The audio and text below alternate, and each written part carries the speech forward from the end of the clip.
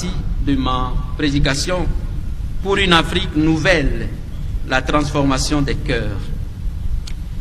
Essayons d'identifier maintenant les mots, les racines de ces mots, ce qui provoque tout ce catalogue de défis que je viens d'énumérer.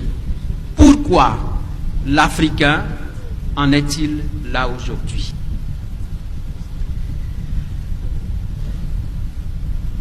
Ce que je vais dire sera peut-être provocateur, mais je le fais à dessein. Il faut que nous nous sentions provoqués.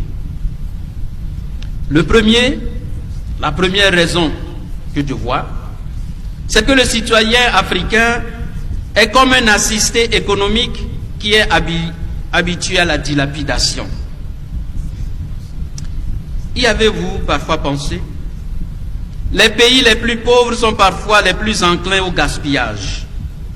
Dans son ouvrage polémique, L'Afrique noire est mal partie, René Dumont déclarait il y a près d'une cinquantaine d'années. Pour trop d'élites africaines, l'indépendance a consisté à prendre la place des Blancs pour jouir des avantages souvent exorbitants jusque-là concédés aux coloniaux.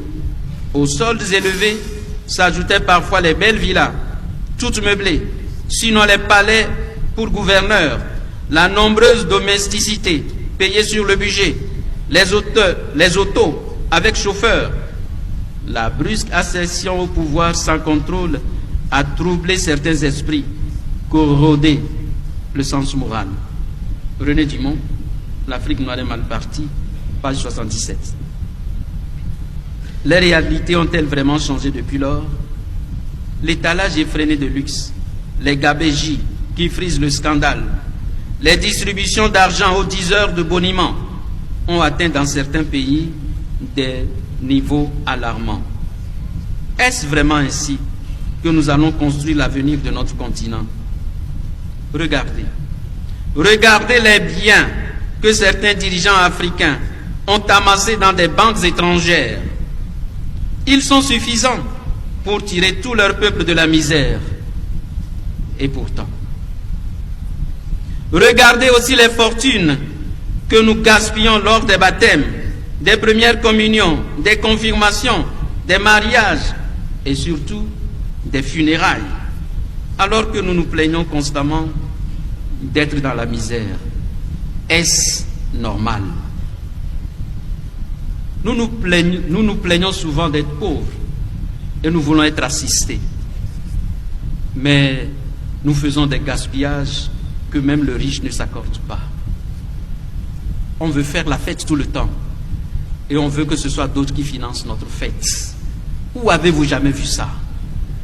Je veux faire la fête à tout moment, mais il faut que ce soit l'autre qui me donne l'argent pour faire la fête. Il faut que cela change. Nous n'allons pas nous tuer nous-mêmes pour enterrer ceux qui nous ont quittés. Y avez-vous souvent pensé? On s'endette. Et on a de la peine parfois à pouvoir trouver de quoi rembourser tout ce qu'on a pris pour faire un enterrement. Qui t'oblige à le faire? La société? Ta réputation? Est-ce que ça vaut vraiment la peine de vouloir toujours faire la fête alors que nous nous plaisons à être des assistés? Deuxième raison, les citoyens africains sont des frères et sœurs qui se combattent au lieu de combattre leurs ennemis. Nous nous trompons souvent de combat. Nous sommes des frères appelés à lutter ensemble pour le relèvement de notre continent. Mais que faisons-nous? Toujours des luttes intestines, toujours des guerres fratricides. Quand comprendrons-nous finalement que celui-là qui nous donne une arme ne veut pas notre bien? Quand comprendrons-nous finalement que celui-là qui court à notre chevet est peut-être celui qui y a comploté? Quand comprendrons-nous finalement que la vraie richesse d'un continent, d'un pays, ce sont ses fils et filles. Arrêtons de nous battre au lieu de combattre ensemble. Une autre racine du mal, le croyant africain, un homme qui vit dans les ténèbres sur un continent plein de soleil.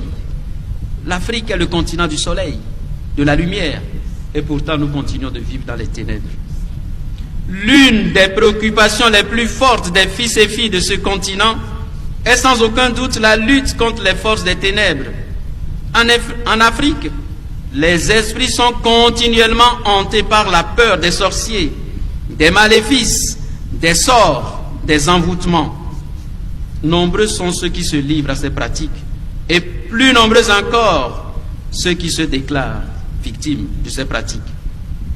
Les prières de guérison, de délivrance et les séances d'exorcisme rassemblent beaucoup de monde. Tant de nos frères et sœurs craignent d'aller au village ou de réaliser des œuvres pour ne pas être éliminés par envie. La vie est constamment dominée par la peur des autres que l'on redoute, même au sein de sa propre famille. Mais quel développement voulons-nous atteindre en vivant dans la phobie des autres, en vivant dans la phobie du monde des ténèbres?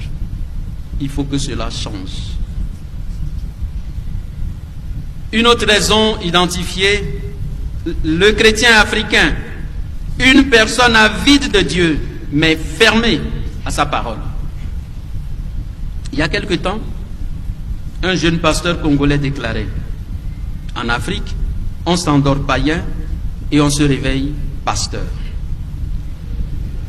Cette remarque humoristique et caricaturale dépeint avec beaucoup de réalisme la situation religieuse de notre continent, où l'exploitation du sacré fait couler beaucoup d'encre.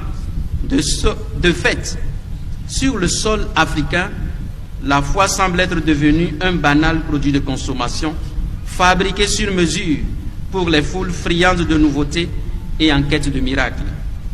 Chaque jour qui passe enregistre sa nouvelle religion et son nouveau pasteur. Les maisons sont transformées en temples ou en sanctuaires. Des mégaphones accrochés au hangar ou installés sur les toits déversent à longueur de journée ou de nuit des prédications, des harangues qui attirent les uns et irritent les autres. Que les fils et filles de ce continent se tournent vers Dieu est sans doute un fait positif dont il convient de rendre grâce. Mais aujourd'hui en Afrique, la religion pose problème parce qu'elle s'est transformée en une aliénation qui enchaîne au lieu de libérer. Les foules ne vont plus à Dieu pour écouter sa parole ou vivre une spiritualité. Elles vont à Dieu par démission de leurs responsabilités. Or, une religion qui n'a aucun impact sur la vie concrète de ses membres n'est qu'une grossière illusion.